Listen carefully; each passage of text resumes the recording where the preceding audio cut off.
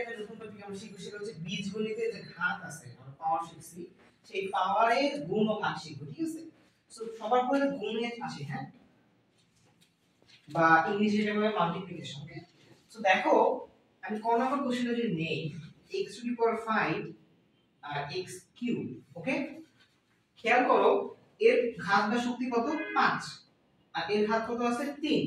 যদি একই জাতীয় হয় মানে x ও সেম, এখানে x আছে, মানে সমজাতীয় যদি থাকে, সেই ক্ষেত্রে আমরা কি করব, এদের পাওয়ারগুলো যোগ করে দেব, সাম অফ দা পাওয়ার।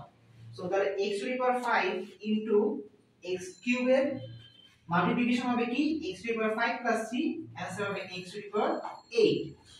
সেম ভাবে এখানে কি হবে দেখো, x to the power 4 into x, এর উপর কি কোনো পাওয়ার আছে?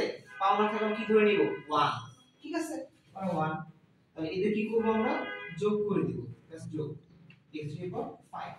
সো সেম ভাবে যেহেতু আমরা গুণ করার সময় পাওয়ারগুলো যোগ করে দিছি, আমরা যখন ভাগ করতে যাব তখন এটা করব কি, বিয়োগ, উল্টা, হ্যাঁ। তাহলে আমার ফার্স্ট একটা দেখো কি আছে, x to the power 7 divided by x to the power 5। Okay, so আমাদের কাজ কি, আমাদের পাওয়ারগুলো বা ঘাত বা শক্তিগুলো কি করব, আমরা বিয়োগ করে দিব।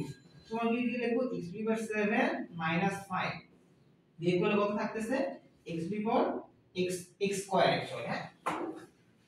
নেক্সট দেখো x টু দি পাওয়ার 9 আর x কিউব আছে, হ্যাঁ। আমরা যদি দেখি তাহলে কি হবে, এটার answer x to the power 9 divided by x cube. Same আমরা কি করব, 9 থেকে 3 মাইনাস করে দেব, x টু দি পাওয়ার 6। এটা কখন, যখন সমজাতীয় থাকে, ঠিক আছে।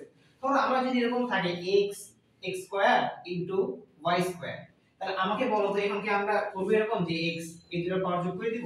না, কারণ কি, কারণ এখানে x আছে এখানে y আছে, এটা সমজাতীয় না।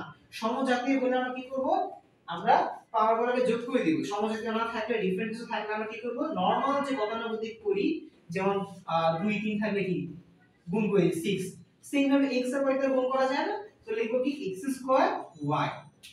সেম ভাবে এরকম যদি থাকে x y z x, তখন কি করব, শুধু x আর x আছে, আর তো কোনো কিছু নাই, তাহলে ফার্স্টে x এরটা করব, হ্যাঁ।